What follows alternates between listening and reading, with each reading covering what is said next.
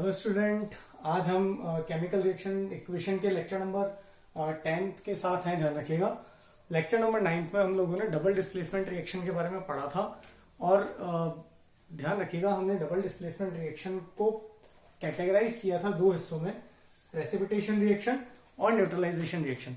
ठीक है स्टूडेंट, आपको एक इंपॉर्टेंट बात मैं आपको बताना चाहता हूँ कि जो डबल डिस्प्लेसमेंट रिएक्शन है लेक्चर नंबर 9 में मैंने आपको एक इंपॉर्टेंट कॉन्सेप्ट, एक इंपॉर्टेंट ट्रिक बताई थी कि सॉल्युबल सॉल्ट क्या होते हैं। ये ट्रिक आप याद रखिएगा, तभी डबल डिस्प्लेसमेंट और केमिस्ट्री के कुछ और अच्छे कॉन्सेप्ट्स को आप याद रख पाएंगे। ध्यान रखिए। और एक और आपको एक सलाह मैं देना चाहता हूँ कि अपने लेक्चर्स आप लगातार देखें, क्योंकि जब तक आप 10th लेक्चर अगर आप स्टडी करना चाहते हो तो वो 9th 8th के कॉन्सेप्ट आने चाहिए। तो मैं उम्मीद करता हूँ कि जो ये लॉकडाउन के पीरियड में टाइम मिला है उसको आप यूटिलाइज करें। तो देखिए, टाइम हम खराब नहीं करेंगे, ज्यादा से ज्यादा पढ़ने की कोशिश करेंगे। देखिए, मैंने आपको जो लेक्चर नंबर 9 में लास्ट में एक कॉन्सेप्ट बताया था सॉल्युबल सॉल्ट, उसके लिए आपको एक टर्म याद रखनी है, नैग सैग। क्या रखना है? नैग सैग। जहां पर मैंने हर चीज के मतलब पहले से लिख के रखे हैं जिससे अपना टाइम बचे। एन का मतलब है नाइट्रेट, नाइट्रेट होता है NO3 A for acetate that is CH3COO1 poly atomic negative ion है। ध्यान रखिएगा, G दो G हैं इस नेक्स्ट सेग में। पहले वाले G को हम क्या बोल रहे हैं? G1, इसमें कोई प्रतिबंध नहीं है। ध्यान रखिएगा, G1 और दूसरे वाले G का मतलब G17 है। आप किसी को भी पहले याद रख लें, कोई दिक्कत नहीं है। इसका मतलब क्या है? G1 का मतलब है ग्रुप फर्स्ट में आने वाले एलिमेंट, और ग्रुप फर्स्ट का एलिमेंट का मतलब है लीना के रब सजे फ्रांस। ये ध्यान रखिएगा, जो कि सारे पॉजिटिव आयन है, मेटल्स है। S4 है सल्फेट, SO4 A फॉर है अमोनियम। ध्यान रखिएगा, अमोनियम का फॉर्मूला होता है NH4 अमोनिया होता है NH3, कंपाउंड होता है अमोनिया। जबकि मैं किसकी बात कर रहा हूं? Ammonium ion. और ये G हमारा ग्रुप 17। ग्रुप 17 में कौन आता है? फ्लोरीन, क्लोरीन, ब्रोमीन और आयोडीन। फिर कल बाहर आई आंटी। ध्यान रखिएगा। तो अगर आपको किसी कंपाउंड में इनमें से कुछ भी दिख जाए, किसी आयोनिक कंपाउंड में इनमें से कुछ भी दिख जाए, वो क्या होंगे? Water soluble. दो एक्सेप्शंस को आप छोड़ दें तो आपको क्या करना है? सॉल्युबल सॉल्ट की ट्रिक याद रखने का कॉन्सेप्ट क्या है? पहले नेक्सैग याद कर लें, अपने नोट्स में लिखें, पेपर पे जहां पे भी आप लिख रहे हैं वहां अच्छे से बड़ा हाईलाइट करके लिखें नेक्सैग। उन नेक्सैग में हम लोगों ने कुछ पॉजिटिव और नेगेटिव आयन का कॉम्बिनेशन रखा है। तो अगर आपको किसी कंपाउंड में इनमें से कोई आयन दिख जाए तो वो वाटर सॉल्युबल है, except there are two exception. देखिए, ये ट्रिक हम लोग क्यों पढ़ रहे हैं? क्योंकि हमारे 10th क्लास के स्टैंडर्ड में जो भी आपको पीपीटी वाले और वाटर सॉल्युबल सॉल्ट हैं, ये आप डिफरेंशिएट कर पाएंगे बड़ा आसानी से। तो हमारी बहुत सारी प्रॉब्लम का समाधान इस ट्रिक में है। ध्यान रखिएगा, एक्सेप्शन नंबर 1 में हमने क्या लिखा है? हमने पढ़ा था बेमग का सर 12, का सर 12। तो का सर 12 मैंने उल्टा लिखा है, Ca2+, Sr2+ और Ba2+। इन सब पे 2+ होता है, आपको you are very well aware. हम लोग ये चीज लेक्चर नंबर 1 और 2 में कर चुके हैं। तो इसका यानी बे सर का में से किसी का भी कॉम्बिनेशन अगर आप सल्फेट के साथ देखें, जैसे मान लीजिए मैंने लिखा है Ca2+, अगर Ca2+ SO4 के साथ मिलेगा तो क्या बनाएगा? कैल्शियम सल्फेट बनाएगा। Ba2+ SO4 के साथ मिलेगा तो क्या बनाएगा? Barium sulphate. यानी ये सॉल्युबल नहीं है। एक्सेप्शन क्या हो गया? CaSO4, क्योंकि Ca पॉजिटिव है पहले लिखा जाएगा, और BaSO4 ये वाटर सॉल्युबल नहीं है। ये पीपीटी बनाएंगे। क्या बनाएंगे? पीपीटी बनाएंगे। ध्यान रखिएगा, आपको कौन पीपीटी बनाएगा और कौन नहीं बनाएगा वही समझाने के लिए ट्रिक आपको बताई गई है। ऊपर नेक्सैग से रिलेटेड कोई सा भी कंपाउंड आ जाए, लाइक पहले मैंने लिखा है नाइट्रेट, अगर आपको दे दे सोडियम नाइट्रेट, क्या पानी में सॉल्युबल है? The answer is yes. आपको बोला जाए सोडियम एसिटेट, क्या पानी में सॉल्युबल है? The answer is yes. क्योंकि ये पूरी जो हमने नेक्सैग लिखा है, इससे रिलेटेड कंपाउंड अगर आपको दिखाई देंगे वाटर सॉल्युबल होंगे। इन दो एक्सेप्शन को आप याद रख लेंगे, ये ट्रिक हमेशा सक्सेसफुल है। उसके बाद हमने एक्सेप्शन 2 में क्या रखा है? PMS। क्या रखा है? क्या याद रखा है? PMS। P का मतलब क्या है? Pb2+, that is lead ion. फिर हमने लिखा है M का मतलब मर्क्यूरी। मर्क्यूरी के दो फॉर्म अवेलेबल हैं, एक है हमारा Hg1+ और एक है हमारे पास में Hg2+। तो हमने यहाँ पे क्या लिखा है? Hg2+, Hg2+। तो Hg2+ और Hg+ एक ही बात है। कैसे? क्योंकि यहां पर दो Hg हैं और यहाँ पे 2+ हैं, तो डेफिनेटली जब 1 करेंगे तो यहाँ पे कितना आ जाएगा 1 plus ratio wise. But chemistry में एक्जिस्टेंस बड़ी इंपॉर्टेंट होती है। अर्थ के ऊपर Hg1+ नाम की कोई चीज नहीं है, Hg2+ के रूप में ये एग्जिस्ट करता है, स्थायी है, तो हम उसी की बात कर रहे हैं Hg2+ और Ag1+, यानी सिल्वर आयन। सिल्वर Ag1+ होता है, हम लोग पढ़ चुके हैं। तो अगर इनका कंपाउंड SO4 के साथ दिखाई दे, SO4 2- या ग्रुप 17 के साथ दिखाई दे, group 17 fluorine, chlorine, bromine, iodine के साथ दिखाई दे, तो वो वाटर सॉल्युबल नहीं होंगे। वाटर सॉल्युबल का क्या मतलब है, वो आयोनाइज नहीं होंगे। पानी में जाने के बाद क्या बनाएंगे, पीपीटी बनाएंगे, नीचे जाके सेटल्ड हो जाएंगे, ध्यान रखिएगा। क्लियर है? तो जैसे एग्जांपल अगर हम लोग लिख लें यहां पर Ag1+ और SO4 2- अगर ये साथ में आ जाए तो क्या बनाएगा Ag2SO4। तो Ag2SO4 यानी सिल्वर सल्फेट जो है वो पानी में सॉल्युबल नहीं है। और देख लें आप PbSO4 लेड सल्फेट पानी में सॉल्युबल नहीं है। आप और देख लें Ag ग्रुप 17 यानी Cl के साथ AgCl बनाएगा, पानी में सॉल्युबल नहीं है, पीपीटी बनाएगा। तो ये आप एक अच्छे से ट्रिक याद रखें, नेक्स्ट है always soluble along with these two exception, जिसमें आपको पहले याद रखना है बेस सर का किसके साथ, सल्फेट के साथ अगर आ जाए तो वो पीपीटी बनाएगा। और दूसरा PMS, P मतलब लेड यानी Pb2+, M मतलब मर्क्यूरी दैट इज Hg2+ और सिल्वर प्लस Ag1+, अगर ये किसके साथ कंपाउंड बनाते हैं, सल्फेट के साथ, और ग्रुप 17 यानी फ्लोरीन, क्लोरीन, ब्रोमीन, आयोडीन के साथ अगर कंपाउंड बनाए तो वो पानी में सॉल्युबल नहीं होंगे, वो वाटर सॉल्युबल नहीं है, वो पीपीटी बनेंगे, ध्यान रखिएगा। अब ये पढ़ने के बाद हमने डबल डिस्प्लेसमेंट को दो हिस्सों में कैटेगराइज किया था। एक है प्रेसिपिटेशन रिएक्शन जिसको हमने लिखा है शॉर्ट में पीपीटी, और दूसरा है न्यूट्रलाइजेशन रिएक्शन। डबल डिस्प्लेसमेंट करने के लिए हमको 2 सॉल्ट रिक्वायर्ड थे, दोनों वाटर सॉल्युबल होने चाहिए। क्या होने चाहिए, वाटर सॉल्युबल होने चाहिए। तो अब देखिए क्या ये ट्रिक हमारे इन कॉन्सेप्ट पे काम करती है क्या, वो हम लोग एक बार चेक करें। देखिए मैंने पहला जो एग्जांपल लिखा है वो लिखा है silver nitrate is reacting with sodium chloride. तो क्या सिल्वर नाइट्रेट पानी में सॉल्युबल है? द आंसर इज यस, क्योंकि नाइट्रेट नैग यानी नाइट्रेट, ध्यान रखिएगा कोई एक्सेप्शन नहीं है, सिल्वर नाइट्रेट वाटर सॉल्युबल है। NaCl ग्रुप फर्स्ट से बिलोंग करता है, ध्यान रखिएगा सोडियम, और सोडियम का कोई सा भी कंपाउंड आ जाए वो वाटर सॉल्युबल ही होगा, इसलिए हमने एक्वस लिखा है। ये दोनों जब रिएक्शन करेंगे तो हमने पढ़ा था पहले आयनिक कंपाउंड का पॉजिटिव दूसरे के नेगेटिव के साथ जाएगा, दैट इज Cl के साथ, तो क्या बनेगा AgCl, और पहले वाले का नेगेटिव दूसरे वाले के पॉजिटिव के साथ जाएगा, क्या बनेगा सोडियम नाइट्रेट।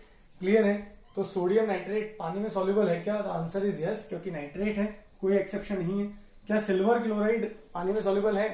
तो हम बोलेंगे नहीं, सिल्वर क्लोराइड पानी में सॉल्युबल नहीं है, क्योंकि ये एक्सेप्शन हम पढ़ चुके हैं। Ag1+ अगर ग्रुप 17 के साथ आए तो क्या बनाएगा, पीपीटी बनाएगा।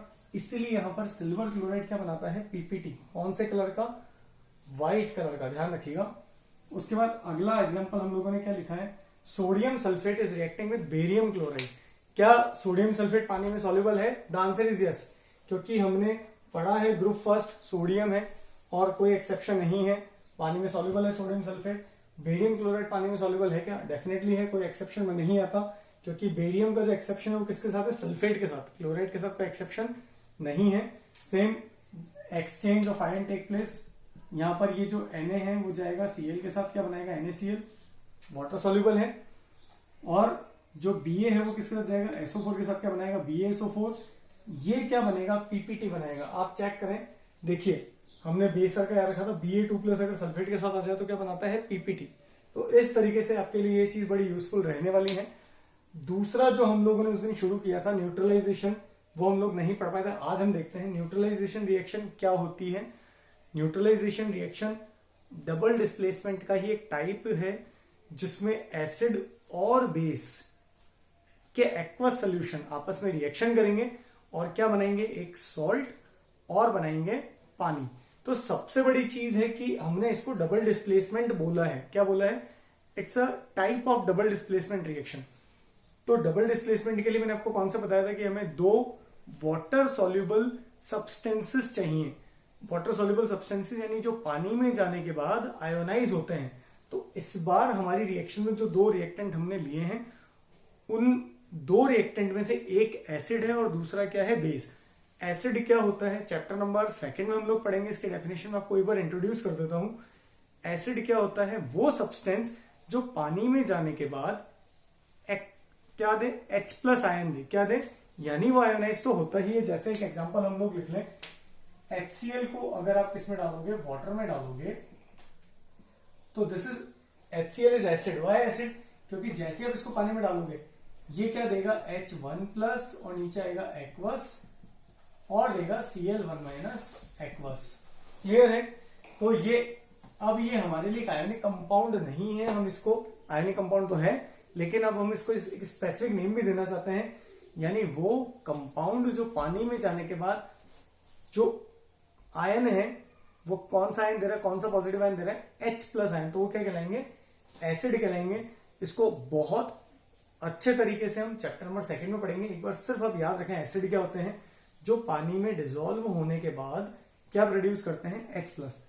तो एक मैंने लिया है एसिड, एक एग्जांपल भी हम साथ में ले रहे हैं, या एग्जांपल 2 में गौर कीजिएगा, मैंने लिखा है HCl, और पानी में तो हमको लिखना ही है एक्वस, नीचे आएगा ही आएगा।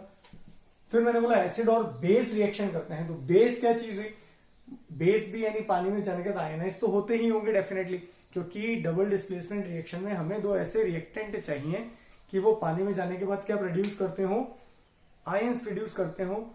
तो यहां पर ये स्पेसिफिक हमारे पास में कंपाउंड है, एक H+ प्रोड्यूस करेगा और दूसरा क्या प्रोड्यूस करेगा, OH-। तो वो सब्सटेंस जो पानी में जाने के बाद OH- आयन देते हो, और देंगे कब, जब होंगे, क्या प्रोड्यूस करते हो, OH1- आयन प्रोड्यूस करते हो, क्या कहलाते हैं, बेस। तो मैंने लिया है MgOH का होल ट्वाइस। अब आप देखें MgOH का होल ट्वाइस अगर टूटेगा तो क्या बनाएगा, Mg के ऊपर 2+ और OH पर 1-। ये आपको डिसोसिएशन करना आता है। Mg के ऊपर कितना होता है, 2+ और OH पे कितना होता है, 1-। तो ये हमारा बेस कहलाएगा। क्या कहलाएगा, क्योंकि ये सारी घटना कहां पर होगी, पानी में। ये सब कुछ कहां होने वाला है, पानी में। पानी अगर नहीं लेंगे तो ऐसा कुछ नहीं होने वाला, ध्यान रखिएगा।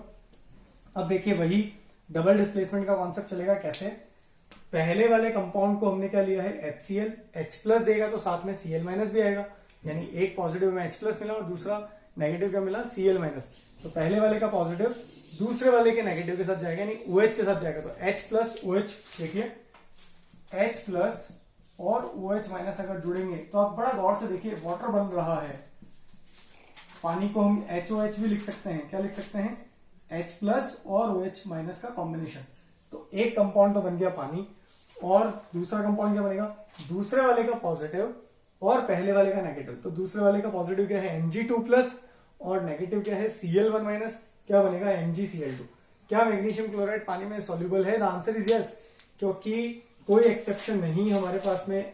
एक्सेप्शन तो सिर्फ ये 2 है, आपको 2 ही याद रखने जो पानी में सॉल्युबल नहीं है। MgCl2 क्या बनेगा, पानी में डिसॉल्व हो जाएगा, इसलिए हमने नीचे लिखा है एक्वस। हमने यहाँ पर पीपीटी शब्द नहीं लिखा है, जबकि इससे पहले जो हमने रिएक्शन यहाँ पे लिखी थी, हम AgCl के नीचे क्या लिखते थे, पीपीटी। ध्यान रखिएगा, क्योंकि वो पानी में सॉल्युबल नहीं है, और जो सॉल्युबल होते हैं उनके नीचे आपको एक्वस शब्द लिखना है, ध्यान रखें। फिर दूसरा एग्जांपल हमने लिखा है NaOH। क्या NaOH पानी में सॉल्युबल है, द आंसर इज यस, क्योंकि किसी एक्सेप्शन में वो फिट नहीं होता। और हमने लिखा है ग्रुप फर्स्ट, Na कहां से बिलोंग करता है, ग्रुप फर्स्ट, और उसके कंपाउंड पानी में क्या होंगे, सॉल्युबल। ध्यान रखिए। अब दूसरा एग्जांपल को बड़ा गौर से देखें। यहां पर H2SO4 सल्फ्यूरिक एसिड है। क्या है, सल्फ्यूरिक एसिड। कितने हाइड्रोजन देगा पानी में जाने के बाद में, 2। कैसे टूटेगा, आप बड़ा देखिएगा, इसको अपने नोट्स में जरूर लिखिएगा। H2SO4 जैसे ही पानी में जाएगा, अब SO4 के ऊपर कितना होता है, 2+, और H पे कितना होता है, 1+। तो सल्फ्यूरिक एसिड ने भी पानी में जाने के बाद क्या प्रोड्यूस किया, H+ आयन प्रोड्यूस किया, इसलिए वो भी क्या कहलाएगा, एसिड कहलाएगा। ध्यान रखिएगा। तो ये दे रहा है H+, और इसको मैं यहां थोड़ा सा करेक्शन करके लिखूं, H+ और SO4 2-। ऐसे NaOH क्या देगा, ये बेस है, तो Na1+ और OH1-। अब डबल डिस्प्लेसमेंट का कॉन्सेप्ट, पहले वाले का पॉजिटिव दूसरे वाले का नेगेटिव, तो H+ और OH- मिलकर क्या बनेंगे, वाटर, और दूसरे वाले का पॉजिटिव पहले वाले का नेगेटिव क्या बनाएगा, सोडियम सल्फेट। क्या सोडियम सल्फेट पानी में सॉल्युबल है, द आंसर इज यस, क्योंकि ग्रुप फर्स्ट, Na कहां से बिलोंग करता है, ग्रुप फर्स्ट से, और इसका कोई एक्सेप्शन नहीं है, इसलिए हम लोगों ने क्या लिखा है, एक्वस। तो ये हम लोगों ने आज खत्म किया है डबल डिस्प्लेसमेंट का कॉन्सेप्ट, जिसको हमने दो हिस्सों में कैटेगराइज किया था। एक हमने पढ़ा पीपीटी और दूसरा हम लोगों ने पढ़ा है neutralisation reaction. Is it clear?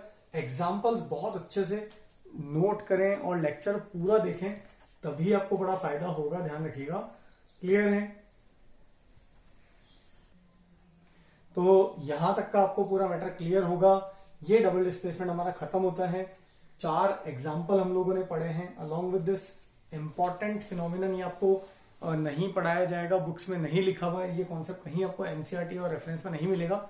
जरूर इस कॉन्सेप्ट को नोट करें, समझें। सॉल्युबल सॉल्ट क्या होते हैं, नेक्साइड, अलोंग विथ 2 एक्सेप्शंस। 2 एक्सेप्शन में एक आप याद रखेंगे बेसर का, जिसमें सल्फेट अगर आ जाए बेसर का के साथ तो वो सॉल्युबल नहीं होता। और दूसरा आपको क्या पढ़ना है, पीएमएस। पी का मतलब क्या है हमारा लेड, Pb2+। एम का नाम मर्क्यूरी से है, मर्क्यूरी को हम किससे इंडिकेट करते हैं, Hg से। और Hg का मीन कौन सा वाला आयन ले रहे हैं, Hg2+, Hg1+ भी बोलते हैं इसे। और S फॉर सिल्वर यानी Ag1+। अगर इसका कॉम्बिनेशन सल्फेट के साथ आए और ग्रुप 17 यानी फ्लोरीन, क्लोरीन, ब्रोमीन, आयोडीन के साथ अगर आए तो डेफिनेटली ये हमारा तो चलिए अब हम लोग नया कॉन्सेप्ट शुरू करेंगे। केवल डेफिनेशन हम लोग आज पढ़ेंगे ऑक्सीडेशन और रिडक्शन की। क्लियर है?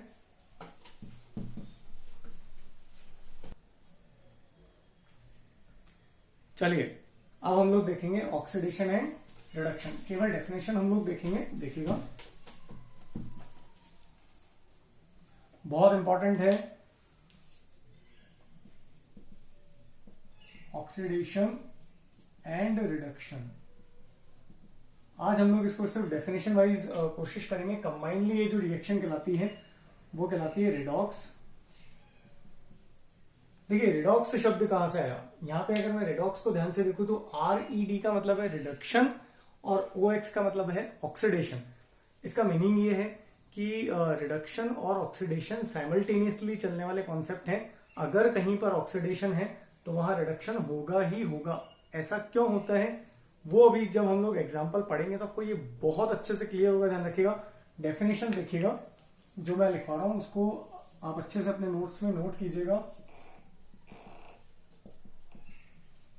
ऑक्सीडेशन और रिडक्शन। देखिए ऑक्सीडेशन का पहला पॉइंट हम लिख रहे हैं addition of oxygen. Addition of oxygen, clear है? रिडक्शन में इसका रिवर्स आपको लिखना है रिमूवल ऑफ ऑक्सीजन। क्लियर है? पहला पॉइंट हमने लिखा है एडिशन ऑफ ऑक्सीजन, दूसरा हम लोगों ने क्या लिखा है, रिमूवल ऑफ ऑक्सीजन। रिडक्शन कहलाता है, ध्यान रखिएगा। एग्जाम्पल भी हम लोग अगर चाहें तो साथ में नोट करें, आपको कुछ एग्जाम्पल बड़े आसानी से याद भी हैं। जैसे हम लोगों ने एक रिएक्शन पढ़ी थी C+O2, क्या बना रहा है, CO2। किसका एग्जाम्पल है, ऑक्सीडेशन रिएक्शन का। कैसे? क्योंकि कार्बन में क्या जुड़ रहा है, ऑक्सीजन, और ऑक्सीजन का जुड़ना क्या कहलाता है, oxidation. At the same time अगर यहां एग्जाम्पल हम लोग देखना चाहें तो हम लोग क्या लिख सकते हैं, जैसे मान लीजिए हम लोगों ने लिखा H2O, अगर हम इसको तोड़ेंगे, हमने इलेक्ट्रोलाइसिस में रिएक्शन पढ़ी थी तो हमने लिखा था H2+O2। क्लियर है? तो यहां पर क्योंकि हमने इनिशियली वाटर लिया, वाटर में से क्या निकल रहा है, ऑक्सीजन निकल रहा है, तो रिमूवल ऑफ ऑक्सीजन है। और रिमूवल ऑफ ऑक्सीजन क्या कहलाता है, रिडक्शन। तो हम क्या बोलेंगे, वाटर का क्या हो रहा है, रिडक्शन। क्या हो रहा है, रिडक्शन। इसी कॉन्सेप्ट को हम इलेक्ट्रोलाइसिस भी बोल रहे हैं। तो ध्यान रखिए, अगर एग्जाम में क्वेश्चन आता है कि एक ऐसी केमिकल रिएक्शन का एग्जांपल लिखें जो इलेक्ट्रोलाइसिस का भी एग्जांपल है और साथ में रिडक्शन का भी है, तो इससे बढ़िया वो एग्जांपल नहीं हो सकता। मैं एक और आपको एग्जांपल बता देता हूं। हम लोगों ने ये भी पढ़ा था Al2O3 का भी हम लोग इलेक्ट्रोलाइसिस कर चुके हैं। और यहां क्या बना था, एल्यूमिनियम प्लस ऑक्सीजन। बैलेंसिंग हम आगे देखने वाले हैं अगले लेक्चर्स में। तो यहां पर भी एल्यूमिनियम ऑक्साइड में इनिशियली ऑक्सीजन था, लेकिन रिएक्शन के बाद ऑक्सीजन हटी है, तो हम क्या बोलेंगे, Al2O3 इज गेटिंग रिड्यूस। ध्यान रखिएगा, तो ये हमारा पहला concept, addition of oxygen is oxidation, removal of oxygen is. अब ऑक्सीजन को हमने O2 ही क्यों लिखा है, क्योंकि अर्थ पर जो ऑक्सीजन का एग्जिस्टेंस है वो किस रूप में है, O2 के रूप में है, तो आप इसको वर्डली लिख सकते हैं, addition of oxygen that is O2, clear, removal of oxygen that is O2, clear है। सेकेंड देखिएगा, 3 डेफिनेशन हम लोग पढ़ेंगे इसमें, removal of hydrogen, removal of hydrogen, और यहां क्या लिखेंगे, एडिशन ऑफ हाइड्रोजन, यह ध्यान रखिएगा।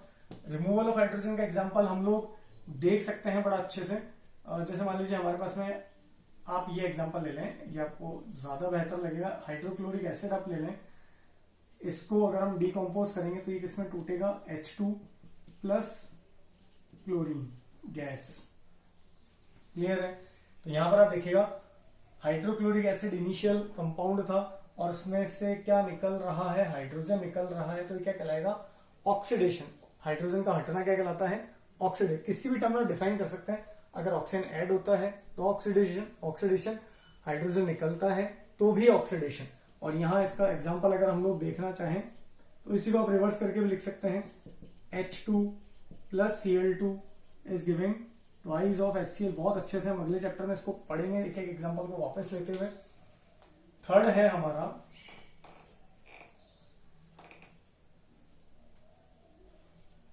Removal of electron. ये बड़ा इंटरेस्टिंग कॉन्सेप्ट है, बहुत काम का है, और यहां पे है गेनिंग ऑफ इलेक्ट्रॉन। इसको याद रखने की मैं ट्रिक आपको बता देता हूं। रिडक्शन की स्पेलिंग किससे चालू होती है, RE से। आप RE में गेन शब्द जोड़ रहे हैं, रीगेन, तो रीगेन यानी गेनिंग ऑफ इलेक्ट्रॉन, ध्यान रखिएगा, गेनिंग ऑफ इलेक्ट्रॉन। और अगर गेनिंग ऑफ इलेक्ट्रॉन रिडक्शन है तो रिमूवल ऑफ इलेक्ट्रॉन क्या होगा, ऑक्सीडेशन। एग्जाम्पल देखिएगा बहुत शानदार, जो इसमें कॉन्सेप्ट आप देखिएगा, जैसे हम लोग बात करें Fe2+ आप लोगों ने पढ़ा है, और अगर वो Fe2+ हम लोगों ने पढ़ा है ये एग्जिस्ट करता है, अगर वो किसी केमिकल रिएक्शन के माध्यम से Fe3+ में कन्वर्ट हो, इट मीन्स वो एक इलेक्ट्रॉन निकाल रहा है। तो इलेक्ट्रॉन का निकलना क्या कहलाता है, ऑक्सीडेशन। और यहां पर गेनिंग ऑफ इलेक्ट्रॉन का एग्जांपल आप देखें, Cl1- आप लोगों ने देखा है, अगर देखिए, जैसे मान लीजिए मैं एक एग्जांपल ले लूं, इसी को रिवर्स लिखते हैं आप, Fe3+ प्लस एक इलेक्ट्रॉन अगर ये ले लें तो क्या बनाएगा, Fe2+। ये किसका एग्जांपल हो जाएगा, रिडक्शन का। तो आज के लिए ये डेफिनेशंस काफी हैं। मुझे उम्मीद है आपको आज का लेक्चर समझ में आया होगा। नोट्स जरूर बनाएं और लेक्चर पूरा देखें। Thank you.